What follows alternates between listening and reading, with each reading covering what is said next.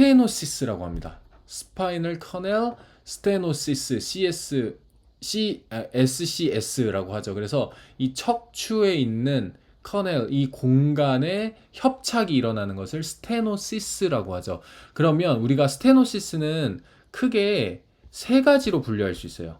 어떻게 되냐면 첫 번째, 일단 이게 정상적인 척추의 관입니다. 여기에 척수가 지나가게 되죠.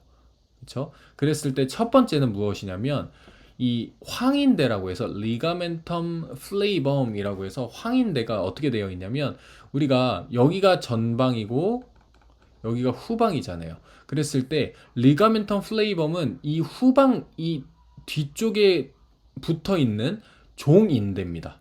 아, 종인대가 아니죠. 종인대인가요? 런지튜디널이 종인가요?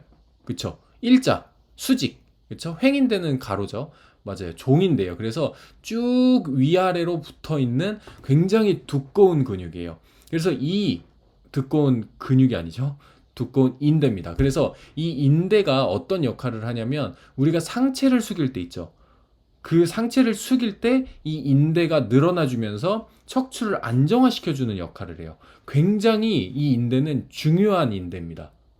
이 척추에서. 그래서 이 인대가 문제가 되면 이 인대가 잘 늘어나지 않고 신장 능력이 떨어지게 되면 문제가 될 수 있는 거거든요. 이 황인대가 두꺼워질 때 문제가 됩니다.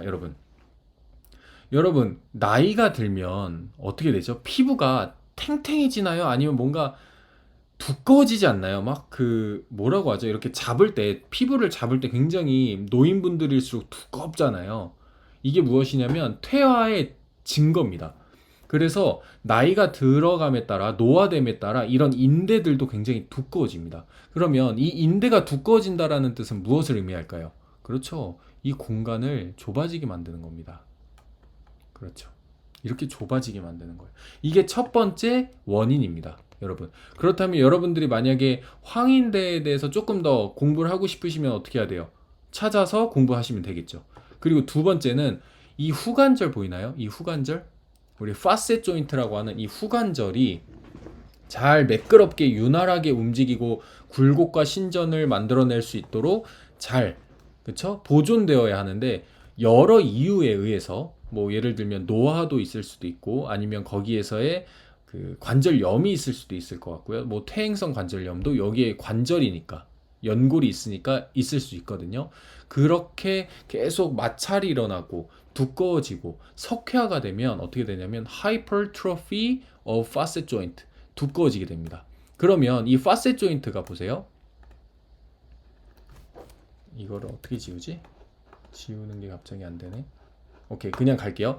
여기 있던 공간이 보세요. 이 파셋 조인트가 이 공간을 그렇게 크게 차지하지 않고 있거든요. 근데 이렇게 두꺼워지면 어떻게 될까요? 이 공간을 그쵸 압박하게 되죠. 그게 두 번째 원인입니다.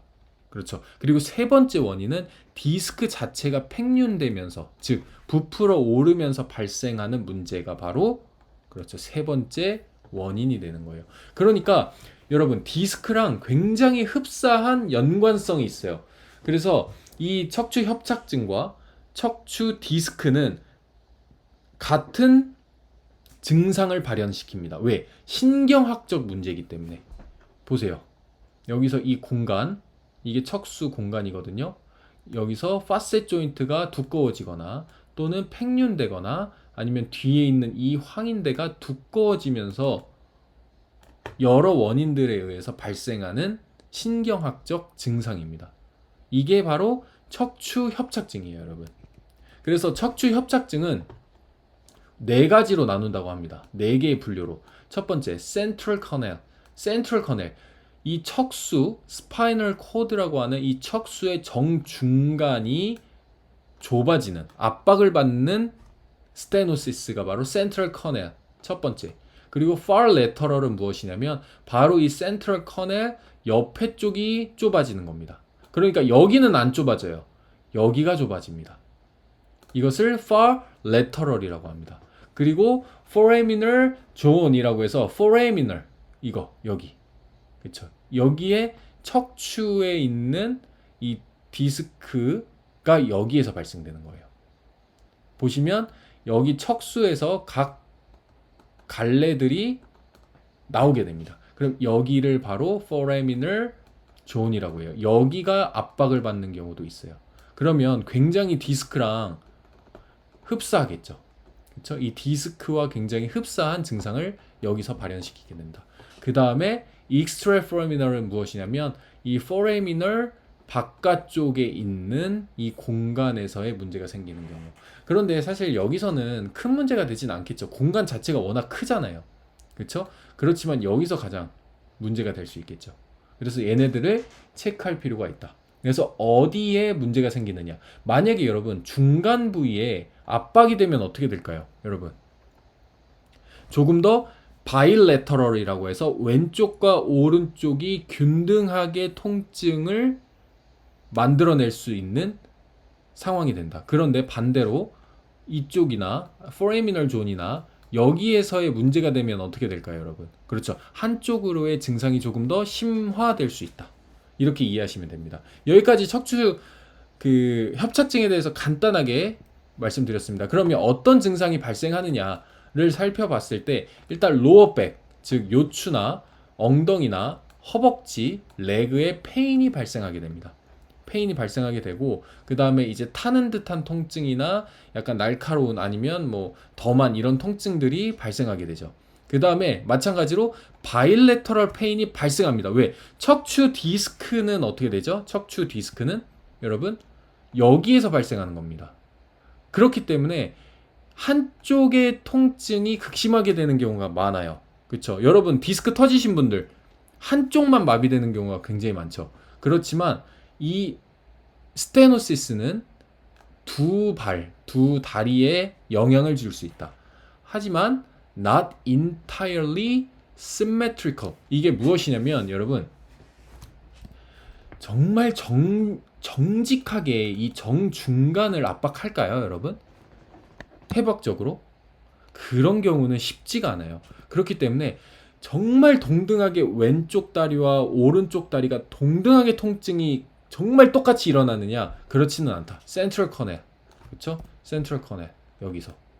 약간 다르게 더 통증의 비교가 될 수 있다. 뭐 왼쪽이 좀 더 심하다든지 또는 오른쪽이 심하다든지. 여러분 이거 왜 알아야 돼요, 여러분? 왜? Why? 여러분 왜 알아야 됩니까? 당연하죠. 여러분들이 질문에서 정답을 찾아가야 되겠죠. 이 고객이 어떤 증상이 있고 어떤 질환에 노출될 가능성이 있는지를 파악하는 겁니다. 그렇죠? 그 다음에 한쪽에서만의 통증을 발생시킬 수도 있고 당연히 신경학적 증상이 있으니까 밸런스 능력 떨어질 수 있죠. 신경 문제니까. 그 다음에 sensory loss라고 해서 뭐 감각의 문제가 될 수도 있고 그렇죠? 뭐 여러 가지 증상들이 있을 수도 있고 그 다음에 근력 약화 당연히 일어나죠. 신경이 잘 활성화되어야 근육이 잘 활성화되겠죠. 그렇죠? 그리고 당연히 로우백 페인 있을 수 있다. 그렇죠? 그래서 한번 보실게요, 영상 여러분.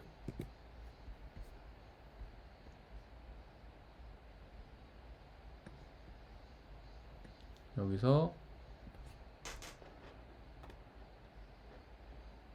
보세요. 여기죠. 여기 spinal canal, nerve, spinal cord. 그쵸? 여기 foraminal zone, nerve root, 뿌리 앞으로. 그쵸? foraminal zone. 그쵸? 여기에요. 근데 far lateral 여기죠. 그쵸? 그러면 어떠한 이유로 좁아지게 되는 것이죠.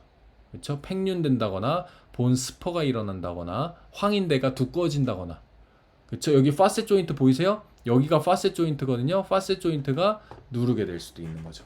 이것을 바로 척추 협착증이라고 합니다. 여러분 명확하게 척추 협착증에 대해서 이해되셨나요? 아 이게 진짜 척추 협착증이다.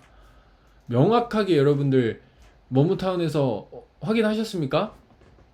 그쵸? 여러분 그러면 척추 협착증 온 회원님이 있어요. 두려워요? 안 두려워요? 여러분 안 두렵죠. 그쵸? 두려우면 안 됩니다, 여러분.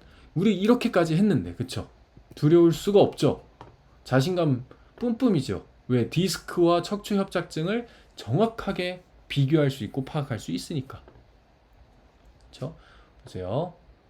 여러분, 진짜 죽이지 않습니까? 어떻게 이런 영상들을 이렇게 만들어냅니까? 참 대단한 것 같아요. 우리는 이 지식을 활용해야 됩니다. 그쵸? 잘 활용해야 돼요. 그쵸? 이런 디스크 디제너레이션 또는 데미지드 얻어서 퇴화되고 부풀어 오르고 그렇죠? 그러면서 여기 석회화되고 공간 좁아지고 그러면 레터럴 스테노시스. 이 영상은 레터럴 스테노시스예요.